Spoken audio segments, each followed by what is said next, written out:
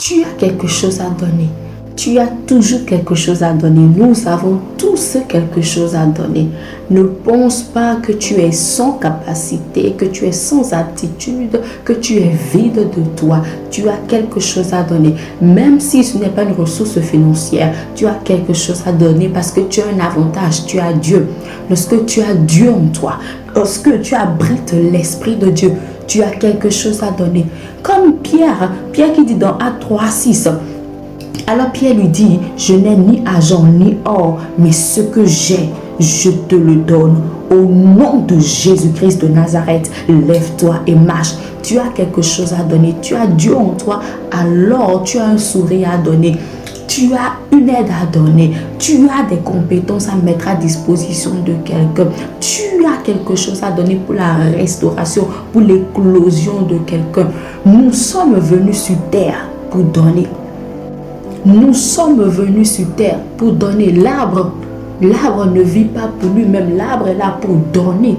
L'arbre est là pour être utilisé. Nous sommes ici sur terre pour donner, pour être des bénédictions, pour donner assez de fruits. Parce que le Seigneur dit que l'arbre qui ne portera pas de fruits sera retranché.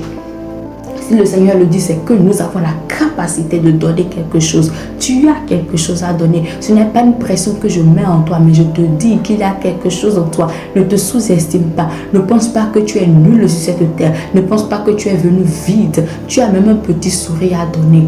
C'est très important. Tu as l'amour à donner. Tu as des idées à donner à quelqu'un. Tu as des conseils à donner à quelqu'un. Tu as quelque chose à donner. Lorsque tu as Dieu en toi, tu as quelque chose à donner. Tu as des prières à monter pour quelqu'un. Tu as quelque chose à donner. Ne te sous-estime pas. Ne sous-estime pas cette grande capacité en toi. Ne te compare pas ou ne compare pas tes capacités à celles des autres.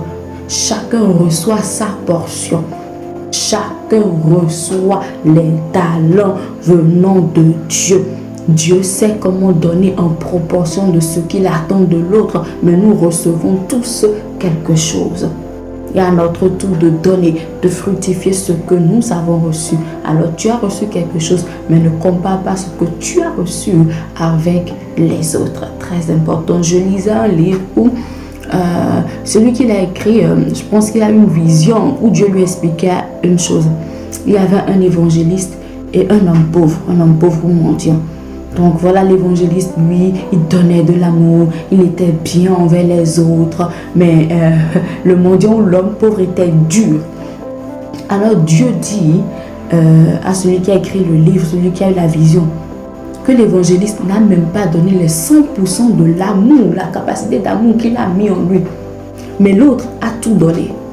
Si on devait noter, l'évangéliste, lui qui était vraiment joyeux envers les autres, quand on donnait de l'amour, n'avait pas atteint le but fixé. Tu vois, ne sous-estime pas ce que tu as et ne te compare pas. Ne compare pas ce que tu as reçu avec ce que les autres ont reçu. Tu as quelque chose à donner. Amen. Alors, prions ensemble pour l'Afrique, pour l'Amérique, pour l'Asie, pour l'Océanie, pour l'Europe.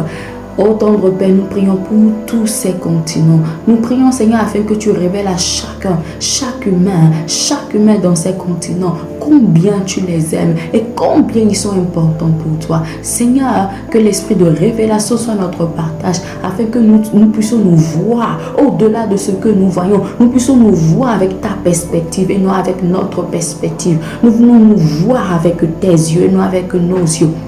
Nous prions, Seigneur, afin que ton esprit couvre et règne sur tous les continents de l'humanité. Au nom de Jésus-Christ, nous avons prié. Alors ce que j'ai, c'est Jésus.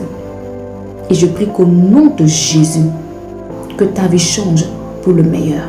Amen. Bye. Jésus-Christ est Dieu. Amen.